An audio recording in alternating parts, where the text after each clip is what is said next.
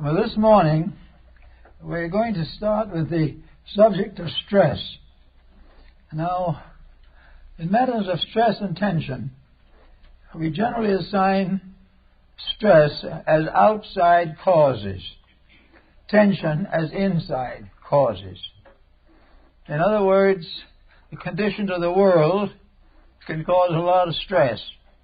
Conditions of your private life can result in a great deal of tension. And in all cases, the problems, the dispositions, the sicknesses, unhappinesses are due to the failure of the individual to handle the problems and responsibilities of existence. Actually, no one is doing it perfectly, and no one will for a long time to come. But the condition can be improved so that many persons who are now very unhappy can find a considerable amount of peace and security if they will understand the problems that they face and how to handle them. And stress problems coming from outside, we have hundreds of possible causes. Stress can be political, sociological, economic. It can result from world changes, wars, plagues, earthquakes, tidal waves, and innumerable disasters. Stress can also be fear of external changes that could be unfortunate or fatal to the security of the individual. Stress is always the danger lurking somewhere in the dark, lurching there, waiting to be heard from, waiting to come forth and participate in our affairs.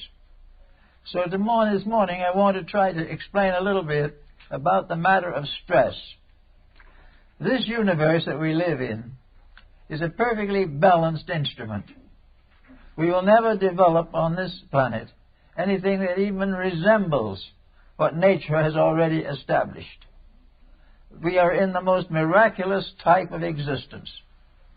We are in an existence that is infallible, inevitable, immutable. We are in an existence that has only one ultimate good, the perfection of all that lives. We can try every means that we know. We can make every mistake consciously or unconsciously.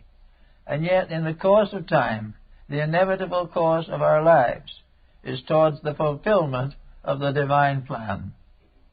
This plan is that all shall survive, that all shall perfect and release the potentials within them, and all shall move forward through the mysteries of cosmic evolution. There is no doubt that for the majority of people, this evolutionary process is adequate. There are a great many who are not worrying about it at all. There are a great many who are not worrying about world affairs, or are not worrying about a job. A great many people just don't worry. They can be impoverished, they can be sick, still they do not worry. There are others who almost always have what they need, but are afraid. Afraid of loss of that which they do not have, the loss of that which they do have, or the coming of something that they do not want, that they might have. So in all these different processes, there is a great interchange of values. Now, how do we determine the basic nature of these values? In the first place, as far as the human being is concerned, he is given an adequate natural defense for nearly anything that can happen to him. This defense is his magnetic field. The magnetic field of the human being, like the shell of the hen's egg, provides all that is necessary for the fulfillment of the purpose for which it is created. The individual's cosmic nature provides him with a sheltering vehicle, a body of energies, a magnetic field, by means of which that which is wrong is largely avoided and that which is right is strengthened. The magnetic field, of course, depends for its security upon the fact that the person lives in harmony with the laws of his own life. To have a healthy magnetic field, the individual must be mentally, morally, and physically healthy. He must deserve it. He must have built it through understanding and insight, and also through discipline and understanding and the improvement of his inner functions. Yet if he has an inner magnetic body that is reasonably accurate, reasonably sufficient for him, he will find that it will protect him against most of the dangers of the environment. He will not suffer unduly from world changes, because his own inner life has already explained to him why these changes are necessary. The wiser the individual becomes, the less shock and stress there is in life. The less hope there is, the less security. The less fear there is, the more security. And the individual with strong faith has solutions that the unbeliever does not have and cannot have until he changes his own nature. Therefore we say there is a magnetic field, an aura, a kind of cosmic egg in which we live. This has been described by many ancient writers. It was known in the times of Pythagoras and Plato. It was understood that the individual lived in a globe of light, and that this globe of light was his strength in time of trouble. It was something that he could take refuge in, behind, and with. And as long as his own nature was correct, this globe of light was a shield of armament, protecting him against the problems of life. If he was too ambitious, then the magnetic field would not cover all of his ambition. And that would mean that he would be given a lesson in order to learn that he was overdoing something. If he was too afraid, he would be given means of encouraging his development of moral strength. If he was brought up in an ignorant environment, this inner life of his own would help him to turn to study and self-improvement. The purpose of that which is within this auric field is to protect, unfold, and perfect the inner life of the person, that which is within that field and within that body. So part of this physical field is the physical body itself, with all its functions and all its various manifestations. We are gradually learning to appreciate the power of the mind, the power of resolution, the strength of meditation, and all kinds of mystical disciplines to help to perfect and integrate the physical body. We have arts and sciences now to strengthen it. We have diets and methods of preventing unnecessary ailments. We can lengthen its life considerably, because this body is protected by being within the egg, within this field. And in this field, nature has supplied it with a variety of protections that are utterly unbelievable. We have no concept whatever of the defense mechanisms that have been set up within ourselves. Mechanisms that will meet the most incredible emergencies. And they will continue to meet the emergencies until the individual fails from inside.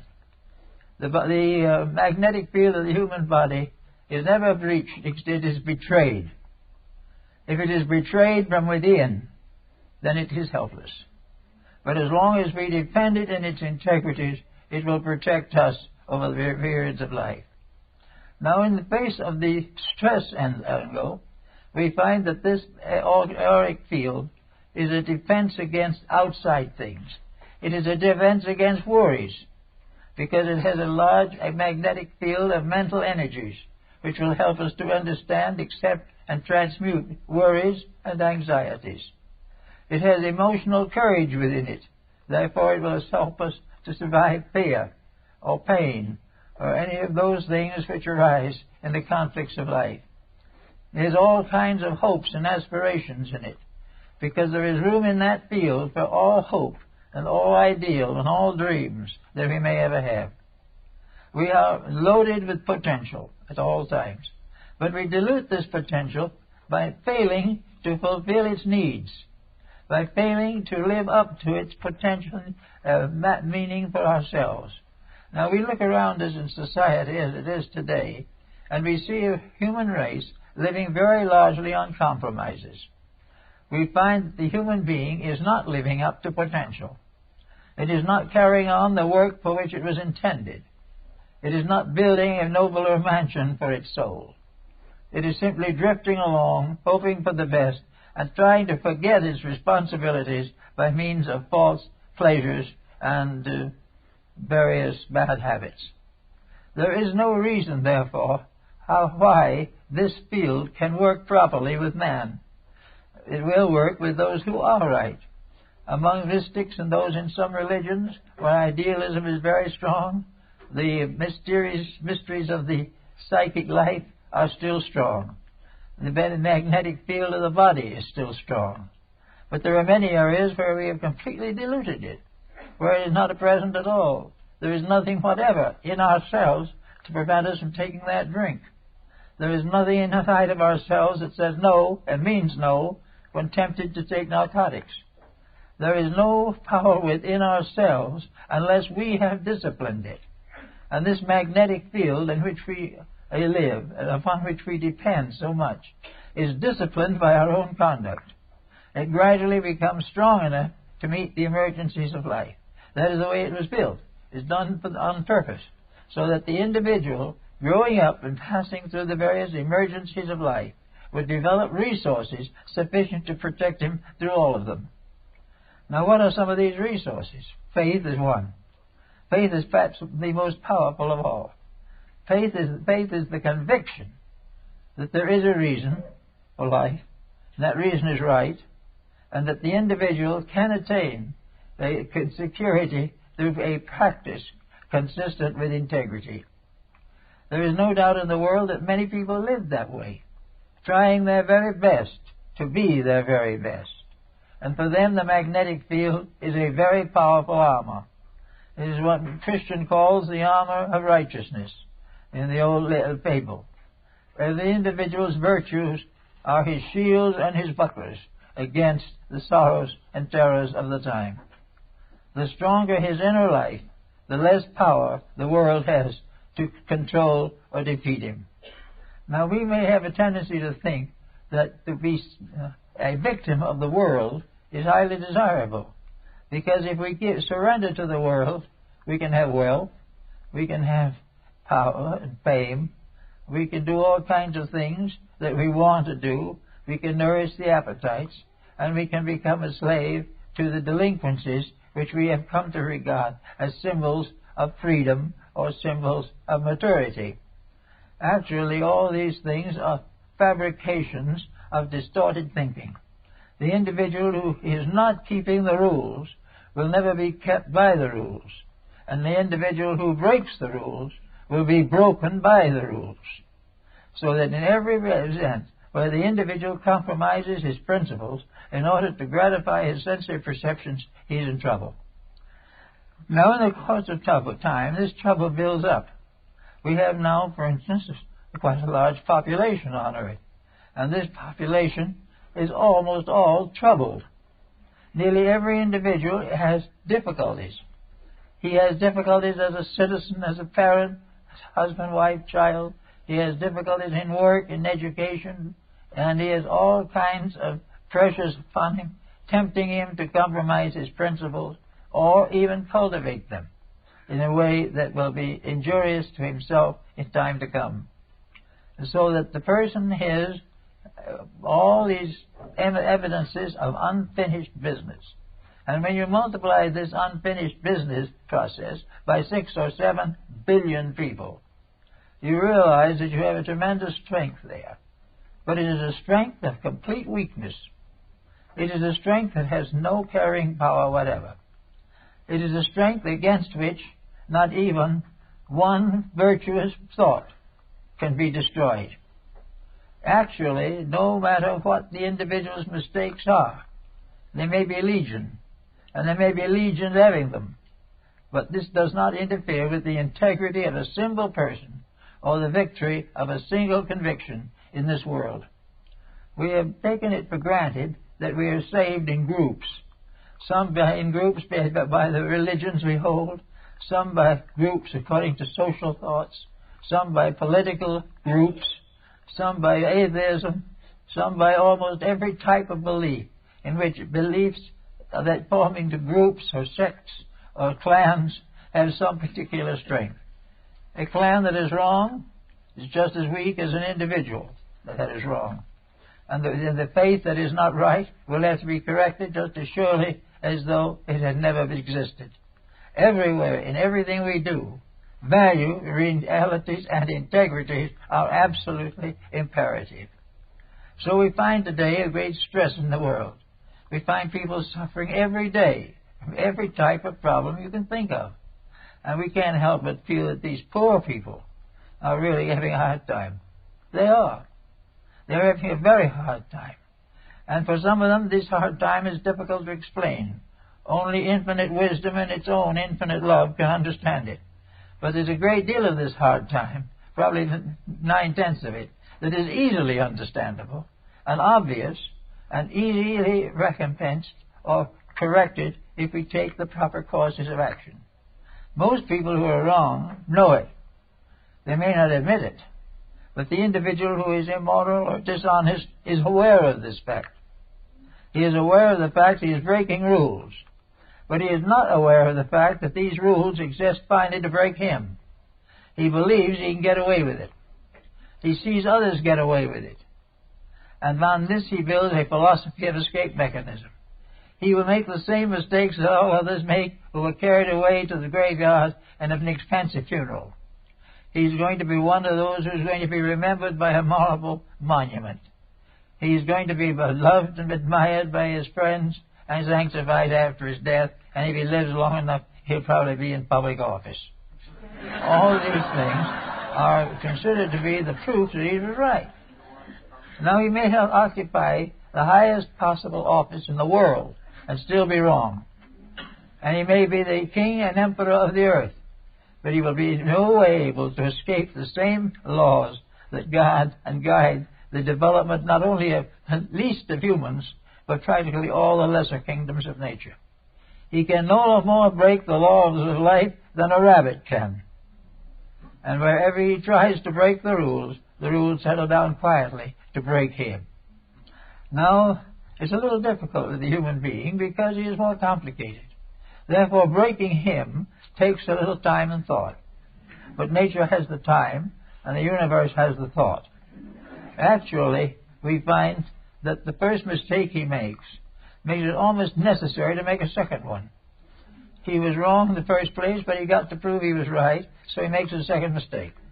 Or he gradually adds up one wrongdoing upon another, protectively, defensively. And after a while, he is up to his neck in his own compromises and his own corruptions. And he will go on, and maybe they won't catch him. But now it moves into another field. It moves from the field of the stress symptom, it moves into the pressure symptom within himself. So on his deathbed, he remembers some of these things, finally wishes he was different, and goes out of this world fully aware in his inner life that he is taking with him the unfinished business of years, that he has been wrong from the beginning. And he got out of this world without anyone finding it out, he hopes. But it does not mean that he will not face it forever, or until he cures it himself. In nature, the integrities are absolute.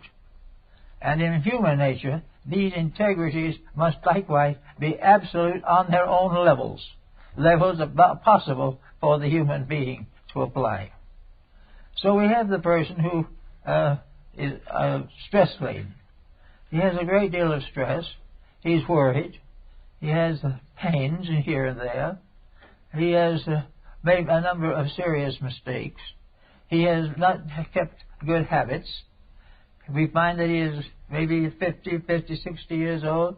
He is a physical wreck. He is a victim of alcohol or tobacco or narcotics or one thing or another.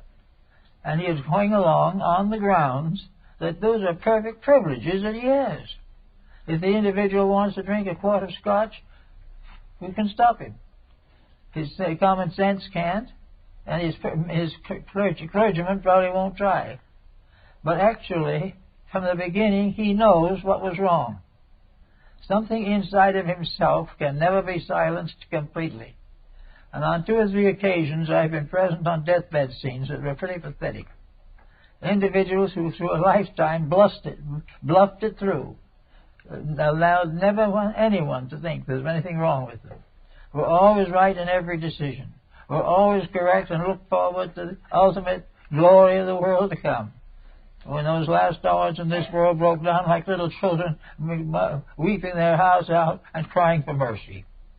The individual is never unaware of his own mistakes, but he carefully covers these mistakes so that the awareness does not reach him until something happens that takes away most of the reward for the mistake itself. So we have the stress symbol that carries through. We have this stress for wrong ideology. When a person goes into a game like politics, if he goes in with wrong motives from the beginning, the stress from those wrong motives will go with him to the grave. And in one way or another, he will always be wrong. He will always be punished for being wrong. So, in stress, the individual on the outside is tempted. From the inside, he must resist if this temptation is wrong.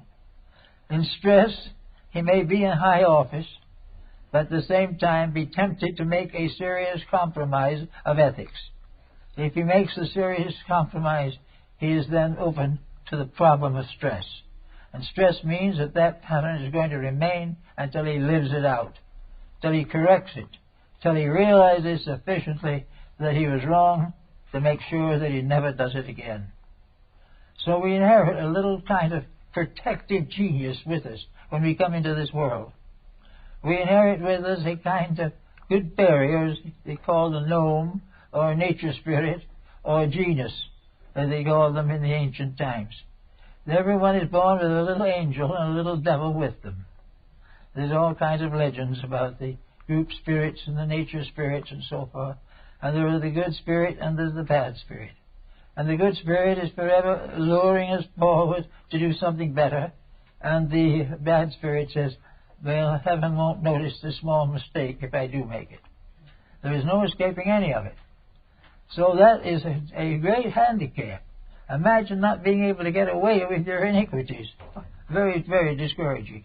The individual is quite sure that no one would know that he stole the inheritance. No one would ever know it anyway. Somebody would know it, somebody did know it, and that somebody was himself. And someday that self is going to stand up and convict him in the court of universal law. And it's going to convert him for his own good and not to punish him for what he did. It is going to prove to him why he has broken rules that will break him unless he makes the necessary corrections. So we are here to outgrow our own shortcomings. We are here to come to the realization that being in this world is a privilege, that it is an opportunity presented by nature to give us the chance to grow, the chance to increase from a little quiet child like a little hen in the egg coming out of an egg, just to live for a little while. Rather, it gives us a hope of an eternal existence, growing greater and wiser, more loving and more serving, all through the futures that lie ahead. The individual that comes to individuality now, or did so in the past, is going to be an individual from now on. And as an individual is to be responsible for its own conduct from now on. It is going to be responsible for growth from now on. For it cannot stand still and let the world move by. The individual who stands still and can't change is in one kind of stress, because the world will change and leave him, and the leaving him will leave him in pain. He must therefore meet the changes that do come. There are times when what appears to be a constructive mood or a constructive character should be rewarded. But if it is a birth out of time, if it is wrong in its relationship to its environment, there is still trouble. Therefore, we have a lot of things we have to learn in order to understand these matters. Every individual who wants to improve himself must understand himself. He must understand physiology. He must understand anatomy and medicine. He must understand universal law and astronomy. He He must understand art and music. And most of all, he must understand those intimate human relationships, which are the basis of home and family and the perpetuation of the species. For this perpetuation is part of the wisdom of the Most High. So we live as an opportunity to grow. And our life is for the purpose of increasing our cooperation with all the laws and principles of existence. We start comparatively humbly, but there is also a great joy simply in the experience of increasing the beauty of life. The individual who works all day long very hard and finally maybe has a little family, and out of this little family comes a baby. And this baby is the first experience of motherhood or fatherhood that this family has known. Up to that time, it has always been a struggle of survival. But somehow with this miracle that has occurred, there is a new dimension.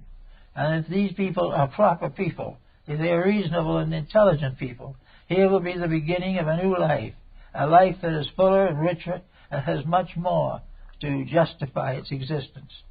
All the way along, the whole purpose of growth is to unfold painlessly the tremendous internal resource that each one of us has.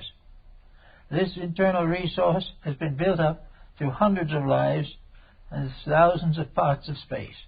It has been built up from grains of sand, and it will be built up from comets and constellations. But the whole world is a great garden, and we are all little flowers growing in it, or little seeds in flowers, or little hopes in seeds. We are all here because of infinite growth. If we help that growth, we will be happy growing every day. If we insist, however, that all growth is suspended to serve our selfishness, then we are in real trouble. We are not to be picked upon by a jealous deity, but we are not to be catered to by one that sides for us against truth. We are going to find religion a great help, but we're never going to take a faith that makes it easier for us to live badly. We are never going to follow any philosophy that leads to selfishness or the misuse of resources. We are never going to side with any procedure that is unfair to the stranger and to the person who is of less understanding than ourselves. All of this is to do with the stress factor. So we watch, and on Monday the bills will come in, and the bills are a little bigger than we expected to be. There's a worry. But what does this worry do? Does it send us out to borrow money at 10%? It does, then the trouble is there. It might tell us to make our purchases live within our means. And where there is great need and great problem, to get assistance or help wherever possible. With a definite resolve, never to gain this added funds by some corrupt means. That we will learn to improve we will go and learn a new trade. We will become skillful in some new work. We will grow to meet our needs. Never try to steal our way to security. Everywhere we are, a growth of all kinds is a permanent investment. The individual who takes 2 music lessons will remember that he had 2 music lessons even in an age millions of years in the future. Well, 2 music lessons will never die because he will always have them. They're a little step in the right direction. But 2 cases of selfishness and foreclosing a mortgage he will also always have, but it will hurt him to the bitter end. All these things mean we've got to clean the slate. We've got to make the slate contain only that which is good. And if it is only that which is good, then little by little the good on that slate will grow. And little by little our state and society will improve accordingly. So all stress has as its purpose the getting the rough edges off of people. The stress means that the person is being tempted. If he falls for the temptation, he has failed it. If he lives through it, he has succeeded. But every day he is tempted again, and every day he must stand strong again. Now this does not mean that these temptations will every day be miserable things. He is not going to wake up every morning with a dismal process to face. But he will find that with the good and the bad, the friendly and the friendless, the helpful and the helpless, every day there will be a little opportunity to be better than he was before. There will be a new gift, a new grace, a new experience of brotherhood, a new expression of human or divine affection. And these will be the crowning moments of that day. In the moment in which the kind word that he gives brings somebody out of sorrow, that is the big moment of that day. That is the part of that day that goes into eternity and becomes part of the tremendous background of pressures and forces which make up life. Now, as all these different case problems come along, if we say no when we should say yes, if we carefully avoid taking on a responsibility, and if we don't return the book we borrowed, or anything of that nature, then in some way we have lost something. We've lost an experience of integrity. And life is an experience of integrity. And the more of that we get, the less pain we will ever suffer from space. There will no longer be this terrible worry over stress. The stress is nothing more or less than unfinished business, usually returning to the individual who has already denied the right to receive it. It is the possibility of a person who has not accepted the challenge on some other level. And all these different levels have to be faced. And until the individual accepts the responsibility for the problem he himself created, there will be no end to the constant nagging of circumstance.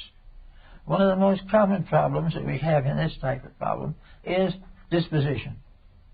And dispositions are very difficult things. Now, usually dispositions are internal, so we would put them with stress rather than we would put them with some of the other emotions. But the disposition is there. Now, a person with a bad disposition is going to have trouble always. There will always be tension. There will always be misunderstandings. There will always be antagonisms. The individual who has an enemy is in trouble maybe for 1,000 years till he gets over it. But there's no getting over an enemy without trouble, because the person must make a friend out of that enemy, because they cannot have any enemies in space. In space, there is nothing in the end but love. Everything else is an illusion. So to get that attitude and to experience it means you have to step by step get over the antagonism that you may consider perfectly justifiable. Surely this relative was unkind to you. Surely this married partner cheated you out of your inheritance. Surely your children walked out and left you. All these things are things that happen to us. But the individual who is the victim must in inward life get over that hurt through the mystery of forgiveness. Forgiveness is the individual declaring before his own inner life that he has given up a negative attitude, that he's given up a criticism, and that whenever happens, if this person who has injured him comes to him for help, he will help generously and immediately and without question. So there we have another effort. We have people who are in trouble for help and need it. We have neglected people. We have all kinds of individuals who have had their homes broken by maliciousness. We have a great deal of marital infidelity at the present time, which is due to several possible causes, the most common of which is lack of integrity. And in these processes, everyone is satisfied to hope that a new arrangement will be successful. But as long as any marital disabilities go unsolved, they will come back again. And even though it may be many lives, there will be no end to a problem until it is made perfect in the law. And then it has brought its message, and brought it fully, and that message has been generously and completely accepted. Now we go with health problems in the same way. We have health problems for most people. Some people have health problems by inheritance. This means they're bringing it forward from some previous time. There may be others that are having it now. There are others that seem to be getting away with it now, but will have it later. The health problems are all of some one kind. They all represent the struggle between the individual and the rules of the body in which he lives. The first detail and duty of the person in the body is to protect that body, to give it all it needs, to give it only what it needs, to secure it in every way possible, but never burden it with the attitudes and responsibilities of false thinking. It is like a political situation. The mayor of the city is the person in the body. The mayor of the city wants to use the body to advance his political purposes and have a good time. That's that. Then there will be corruption in the city. And where the individual uses the body merely to gratify his sensory perceptions, there will be corruptions in the body. Everything is either right or wrong. There's no halfway measures that are almost right or almost wrong. There's always the struggle of the right to succeed and the definite determination of the individual to try to get away with the wrong. And he never gets away with it. And all around us every day are the sorrows of these problems. We look around us today in the world, look at the conditions of society. There's hardly a day goes by when we don't have another war. These wars are strife over political issues. All of these wars go back to selfishness. All go back to stupidity, avarice. All go back to the misuse of power and definite efforts of individuals to destroy the rights and privileges of other human beings. Enslavement. Now, enslavement may be a little thing and it may be a big thing. Enslavement may be underpaying the one man who works for you. Enslavement may be the captivity of a nation or a continent. But all these things are wrong, and where they are wrong, they must succeed. They must exceed the power of right. And where they are excessive, they must fail. The time must come for the truth to come out. All slavery must end. All tyranny must end. And the use of the privileges of state, all of the clergy, all of the professions, to exploit the poor, all these things must end. The use of all profit problems are very definitely indicated. The stress arising from financial investments and misinvestments, this is very definite at the present time. And nearly all of it is dishonorable in some way. Unreasonable salaries are dishonorable. That one should be rich and another poor, of equal abilities, simply through opportunity or through some exterior privileges. This is wrong. The rights of the poor and the rights of the rich are equal. Each one must do that which is proper. Those who want more must be able to earn more, because they can earn it. There should be no limit upon earning, but there should be all kinds of limitation upon stealing. Wherever an effort is made to accumulate wealth by false means, you have corruption starting that can go down long enough to destroy an empire. But if it is done properly and each individual works successfully and honestly for that which he believes to be necessary, you will have no more labor revolutions. Everywhere it is the same thing. We have a false motivation, and that principal false motivation is profit. And as long as the motivation of profit is dominant, we're going to have sin, corruption, and death in the world. The corruption of arts and sciences, the corruption of theater, the corruption of music, all of these things trouble us gravely. In a very few years, television has deteriorated into something unbelievably poor. It has ceased to have any meaning except the meaning of profit. And it has also helped to drag down the moral level of millions of people. Well, it will go on. But nature is there. Nature is there constantly working, constantly handing out the records and records that are necessary to even these things out. And in one of these days, we're going to see what happens when a useful discovery is abused, as we've done with television. We are now on the verge of doing the same thing with computers. We're going to use everything wrong until we learn to use it right. And everything that is used right is used for the common good. And everything that is used wrong is used for private profit. Private profit is only good to the degree that it makes possible for all to share in a reasonable degree of participation. And in building a career, young people growing up, why should we send them to school? Why should we spend $180,000 to send a child to university?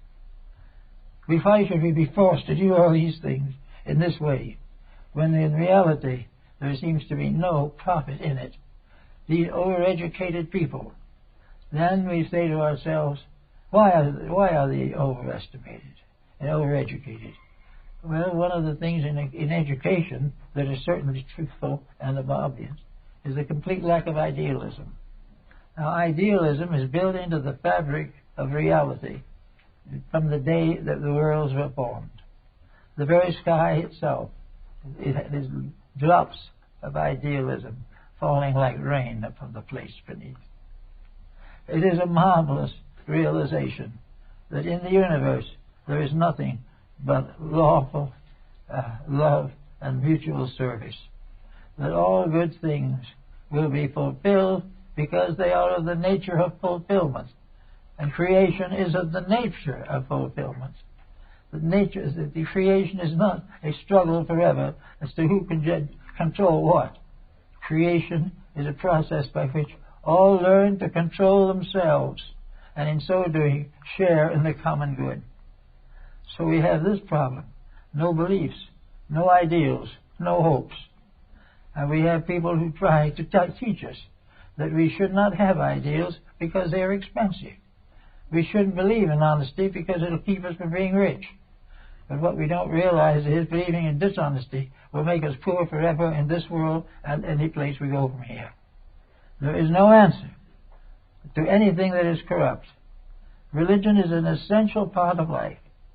It is essential for the individual to believe in something greater than himself, and in that belief realize that he has been empowered to grow and share that greatness with the greatness which is forever. And we have all kinds of different things: sick people, medicine, education, all these things. A world of people now trying to get along without the principles of integrity, trying to get along without realization of the truth upon which all civilizations must rest. If we look back upon the peoples of the past, we look back upon the Roman Empire of Greece, of India, China, Persia, even upon the empires of our Western Hemisphere, we realize that integrity was the foundation of security. And as integrities failed, the securities failed. And that one by one, the civilized nations have died from their own so-called civilization, which was nothing but a corruption of idealism. All civilizations were to be interpreted as ways of getting rich off of somebody else, when actually the real reason for civilizations is it is the privilege of each group to contribute to the growth and well-being of those around it. Civilizations should build more civilizations and not end in empires and corruption. Now, also in health, a little more details of health. We have stressed health at this time. I think one of the reasons that we can think about it is that we're all more or less health conscious. We want to have a better physical existence and to live as well as we can while we are here.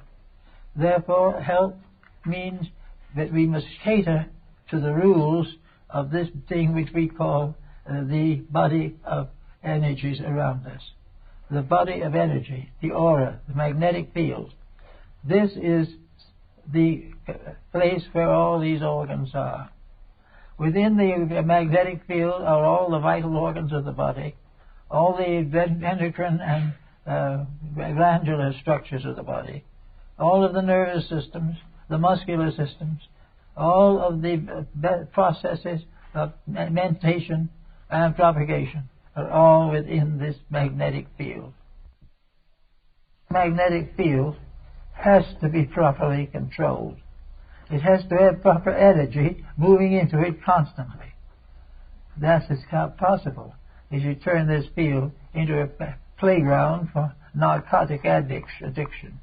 One by one, the individual kills off the very powers of himself.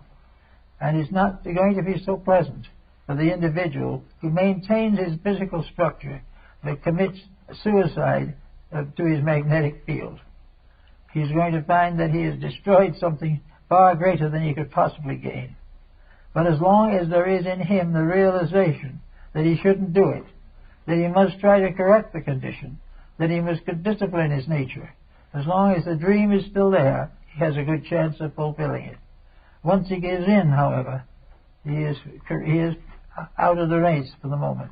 He'll be back, but he will have to come back and suffer for the things that he did that were so frightfully wrong to other people. We look around us in all departments of life. We find constant exploitation, constant selfishness, and constant misunderstanding. All these things have to do with the creation of stress. There will not be any stress that we can't handle if we are willing to be honest. And if something is too big for us, this is not necessarily the source of stress. There is always some way of adjusting to what we understand of it and growing. And it's very good to have something in front of us that is bigger than we are now. And we got to get back again to the guild system that was one of the great protections against stress. To protect an individual who is in an economic problem from turning to dishonesty is to give him a second string on his own bow. If an individual is in a certain business position, and that position is no longer existing, or it is overstocked with people, or he cannot get a job, then he is either unemployed or it becomes an object of charity. The ancient system of management was that every individual had to have 2 or more diversified areas of activity, so that no matter what happened, he had a job. Martin Luther made clocks, but if they didn't make clocks anymore, he had something else he could do. And Louis XVI of France, he had something else to do. As a king, he was a failure and died on the guillotine. But the night before he died, he corrected all the clocks in the Bastille. He died usefully occupied. Now there are many people who have narrowed the areas of their activity until it then happens to their specialty, to that job that is all important to them. They're lost. They're lost, their economics falls to pieces, their homes are lost, their business associates don't speak to them anymore, their children can't finish their education. All is terrible. The only answer to that is the diversification of activities. And it is also the only basis upon which mental health can be preserved. The individual who has 2 cooperating areas of industrial activity is comparatively healthy. If something happens to one, he's got something to fall back on.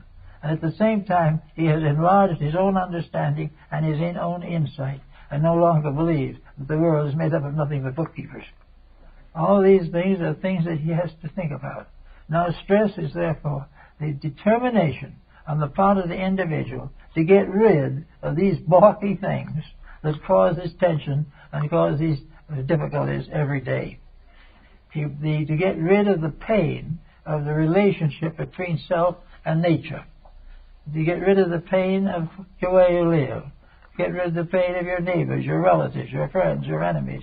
And put it all together into one constructive attitude that we live in a planet in which all things, regardless of what we feel about it, are united by a common brotherhood. Where there is a brotherhood between man and beast. There is brotherhood between birds and animals. There is brotherhood between the various plants of the field. Everything in its own right, like the plants in the field, grow and fulfill their purpose. And if these human beings grow to fulfill their purpose and are happy in doing it, there will be no stress. And as a result of that, there will be no tension, which will cause difficulties. If we can get a better relationship between ourselves and the world around us, then we can approach the second problem. Namely, we get a better relationship between what are the internal parts of our own psychic integration. We can take the magnetic field and study the inside of it and all the things that are there that are important. But before we can really take it on intelligently and control it rightly, we must realize that in the larger adjustment of life, that this magnetic field is correct, that we have given it a start, which is normal, that we have fed it correctly, that we have educated it correctly, we have dedicated it correctly, and therefore with these achievements, we can then begin to study what it gives into it, what comes from that which is of importance to us, how it will help us also to be much more successful in the various works of life. We've got to constantly go along always improving quality. We've got to be a little unselfish one day and a little more unselfish the next. And all the temptations to step aside from these gentle growths are false, and if followed will lead to nothing but misery. All nations have tried it. All civilizations have tried it. Nearly all families have tried it. And all have come to the final conclusion that the only way they could be protected is to realize that if you keep the rules will keep you. And if you will do what nature intends with all the parts and elements of your own composite nature, there will arise out of this composite being of yourself the divine soul or the overself, which will prepare us for eternal citizenship in the universe of realities. There is always this problem, but these problems are stimulation in a sense. If instead of being irritated by something we don't know, we're stimulated by it to find out what we don't know. If we are caused to be irritated by something that someone says, how about being big enough to realize that they may need the experience, they did the best they could perhaps, maybe you can help them. If you can't help them, you can thank them and let them know that you appreciate their efforts. Everywhere you can turn this rough edge of conflict. And one of the problems we all have today is conflict. There's hardly anyone doing anything in which they are not being opposed by someone. There is jealousy in every field. There is more or less competition even in the closest family. Therefore, it is necessary to bridge all these differences, unite all these conflicts under a gentle, kindly, religious understanding. That when anything comes along, that we realize that it's our right, our privilege, and our duty to do all that we can to keep the peace. And if we can keep the peace in the world will keep the peace inside of us that we need so badly. Now, we all know these things in principle. We all know that tomorrow there will be more temptations to break the rules. But we also know that in the long run, the whole world must do what it was intended to do. It must unite to the glory of God and the service of mankind. This universe was created by a divine purpose. It was created for a divine purpose. It was created to enable a vast order of living things to grow and mature and prepare to become citizens of space. Well, we are the citizens of tomorrow for worlds that go beyond the galaxies. There is a great eternal life going on, a life eternal which begins in deity and ends in deity, and in the middle distances is filled with useful relations and affections and mutual regards of love and fellowship for all of us. Thank you.